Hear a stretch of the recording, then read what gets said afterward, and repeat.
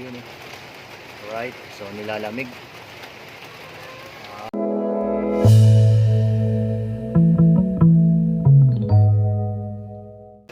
Alright mga tol, so nandito ako ngayon sa malaga ng manok.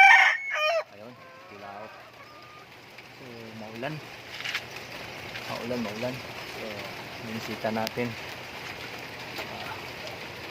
Ito sila. Alright, ayun nakakulong. So, maulan kasi kaya yan muna siya nilagay. Alright, so dito naman bulik. Ayan.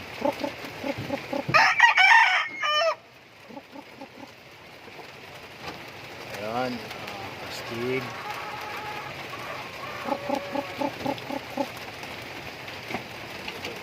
Yun eh. Alright, so nilalamig. Kastig ka ngayon ha.